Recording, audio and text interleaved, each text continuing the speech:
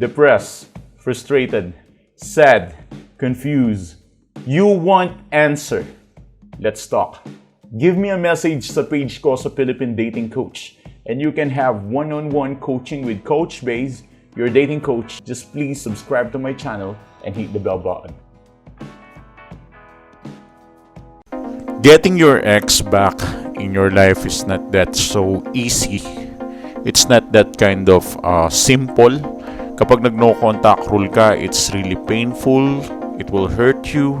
But you will do this because you love your ex. So you will endure the pain just in order for you to become better, blah, blah, blah, or to get your ex back. There are multiple of techniques out there that you can use to get your ex back. Pero may mga pagkakataon na you need to realize that there are simple, sobrang simple or basic things that you can do just for you to get your ex back. And here's the good news. Meron akong ituturo sa inyo na tinatawag nating the counter drama technique. Oh boy, what is this? This is the counter drama. Ano to? Ka-counterin mo yung kadramahan ng ex mo? Yeah. I-discuss ko siya later kung paano siya nangyayari.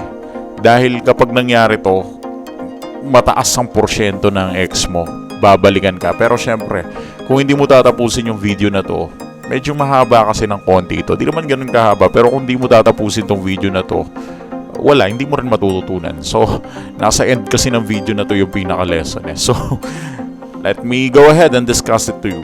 Okay? Mag-i-start tayo sa isang story sa movie. Kung napanood nyo na yung starting all over again kay Piolo tsaka kay Tony Gonzaga.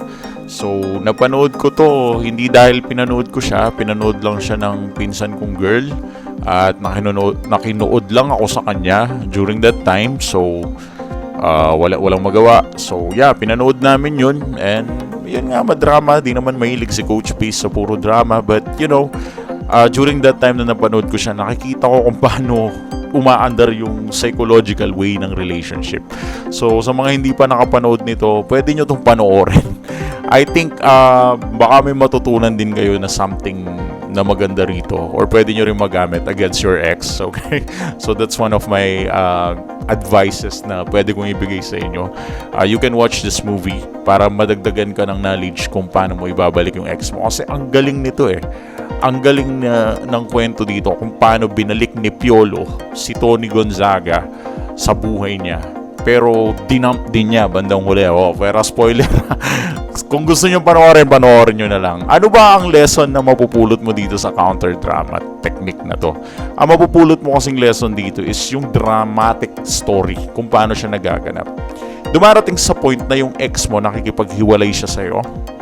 Dumarating sa point na yung ex mo tinatry kanyang hiwalayan, and then makikiusap ka, hihingi ka ng pagkakataon, and then hihiwalayan ka niya, and then hihingi ka ulit ng pagkakataon, and then hihiwalayan ka ulit niya, tapos hihingi ka ulit ng pagkakataon para magbalikan kayong dalawa.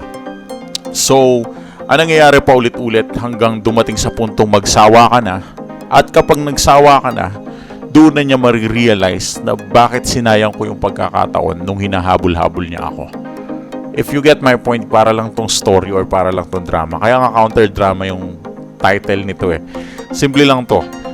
Darating talaga sa point na makikiusap ka na magbalikan kayo.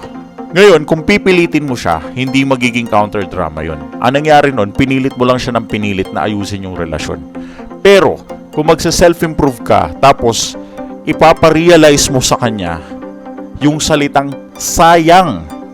Sayang yung pagkakataon ng mga panahong ako pa yung humahabol sa'yo.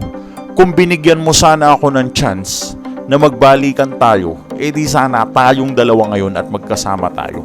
Pero hindi. Sinayang niya yung pagkakataon. Yun yung counter drama. At nangyayari ang counter drama kapag pinakita mo na yung disappointment at happiness mo. Ano ang disappointment at happiness na yun? Pinakita mo sa kanya na disappointed ka sa desisyon niya na ayaw na niya makipagbalikan. At the same time, pinapakita mo din na happy ka dun sa desisyon niya na ayaw na niya makipagbalikan. Na-disappoint ka kasi sinayang niya yung pagkakataon na gusto mo siyang balikan.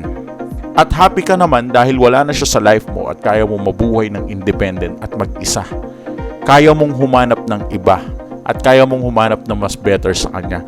Nangyayari ang counter drama through time. It requires time.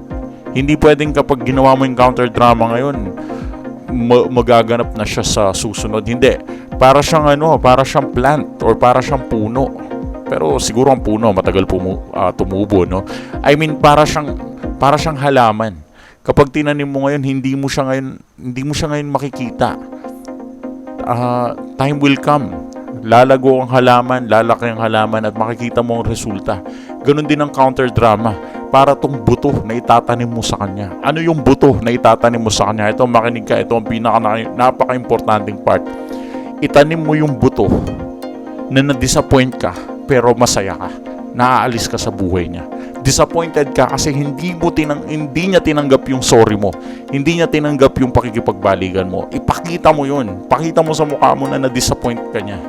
And then maging happy ka sa naging resulta. First day ng breakup, second day ng breakup, sige lang, happy lang yan. Huwag mo siyang i-stalk, magbago ka, mag-move on ka, and then time will come, mag-grow at mag-grow ka. Okay? At kapag nag-grow ka, mababawi mo yung sarili mo sa kung sino ka.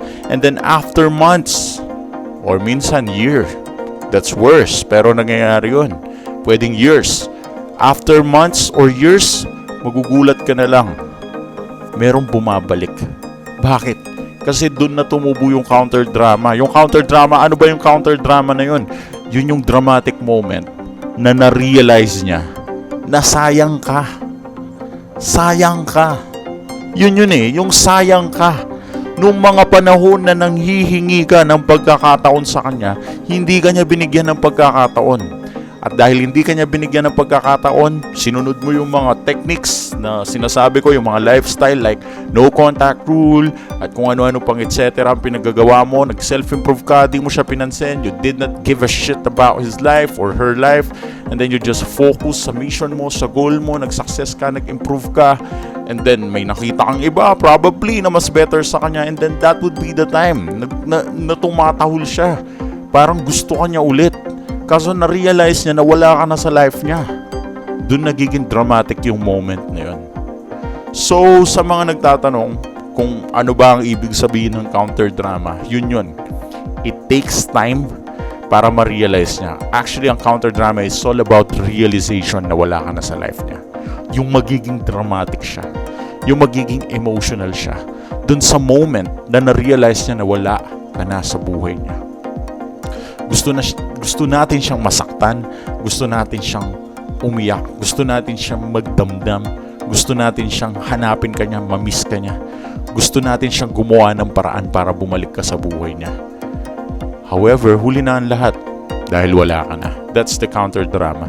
Sa mga hindi pa nakakapanood ng movie na to, di naman sa promoter ako, okay? But I'll tell you, may matututunan ka sa movie na to at I think kung ikaw yung dinump, baka yung bida sa'yo si Piolo. Pero I'm not a fan of this kind of movie. Hindi ako ganun ka-drama sa buhay, but sa mga nasaktan, I think applicable to. Yun ang ma-advise ko para mas mag-gets nyo pa yung counter drama. But at the end of the day, sobrang simple lang naman ang ibig ko sabihin eh. It is just a basic style of life. You are just being disappointed. Why? Kasi dinisappoint ka niya. And you are happy. Why? Kasi wala na siya sa buhay mo. Yun lang yung formula ng counter drama. Sa unang pagkakataon na hindi ka niya binalikan, iparamdam mo sa kanya na na-disappoint ka at iparamdam mo sa kanya na masaya ka ngayong wala na siya. Sa mga nais humingi ng advice, nandiyan lang yung page ko. Medyo busy kami right now, pero try namin makapagbigay ng time. Basta message lang kayo sa page. Nandun ang secretary sa mga need ng schedule. Thanks for watching.